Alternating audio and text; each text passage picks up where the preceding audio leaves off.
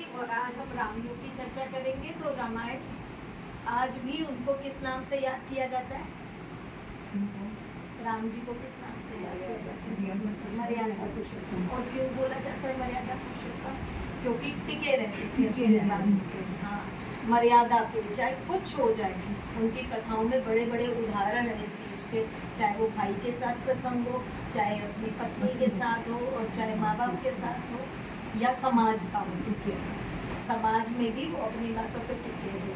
और जब अब द्वापर भी नहीं है, अब सतयुग भी नहीं है, जो आज के युग में मनुष्य है, उन्होंने थोड़ी रामायण ले ली और थोड़ी भागवत ले ली, और उसके आगे की भी ले ली, जो अभी सुना भी नहीं, देखा भी नहीं।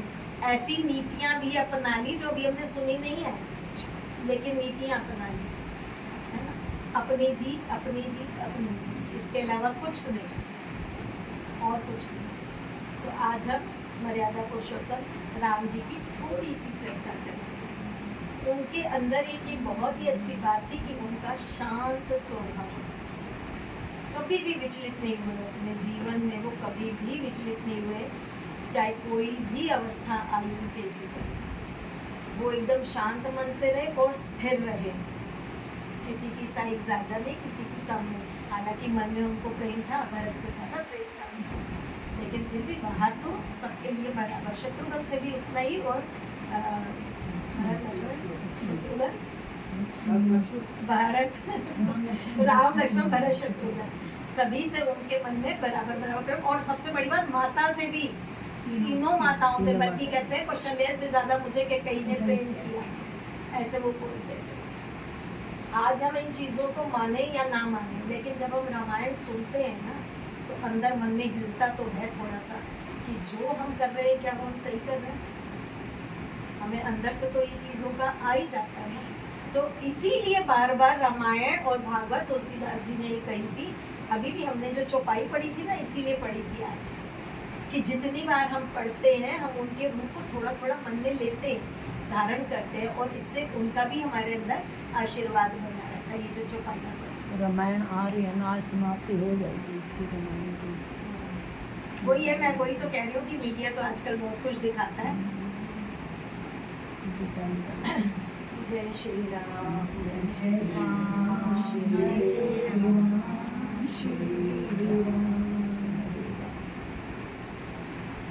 जब उनको भगवान ने उनका राज्याभिषेक का प्रसंग चर्चा करते थोड़ी सी, जब उनका राज्याभिषेक होने लगा और अचानक से जब उन्हें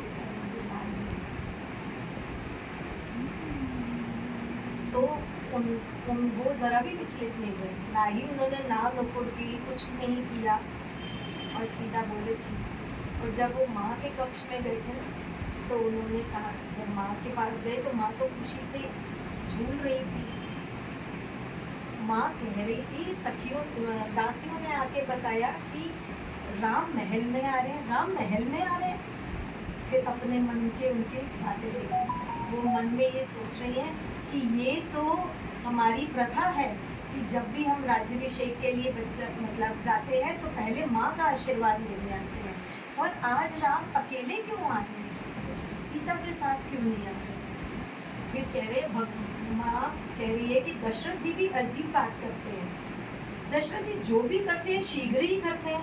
पहले मेरे पुत्र का विवाह शीघ्र कर दिया, अब राज्याभिषेक भी।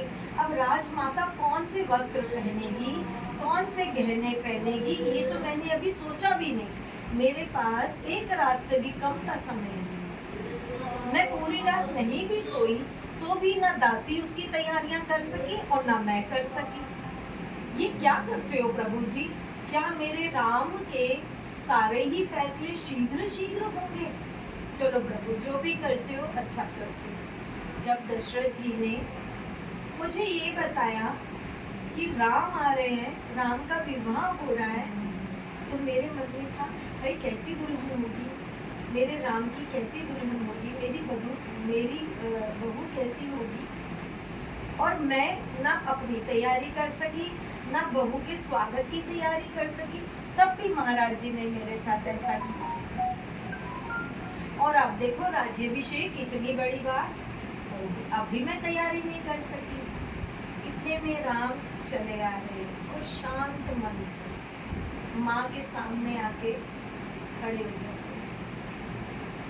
और माँ कह रही है, माँ मन में सोच रही है, राम तुम तो शुरू से ही गंभीर थे, लेकिन इतनी भी क्या गंभीरता कि राज्याभिषेक की तुम्हें जरा भी खुशी भी तुम्हारे चेहरे पे नहीं आ रही, तुम्हारे मन में कोई उत्साह नहीं नजर आ रहा, तुमने अभी तक आभूषण भी नहीं डाले, ऐसे ही उठ के आ गए। ये माँ मन में सोच रही कि क्या मेरे राम तुम ऐसे ही उठ के आ गए मेरा आशीर्वाद लेने के लिए।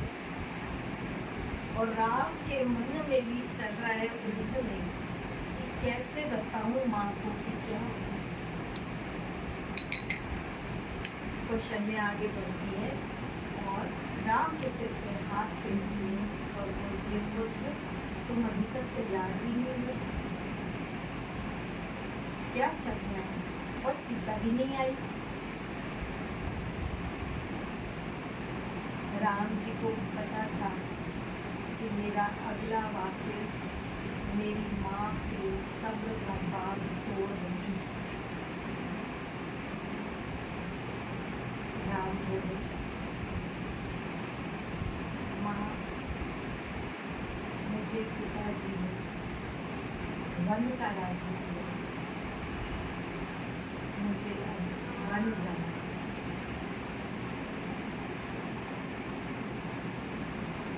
जय श्री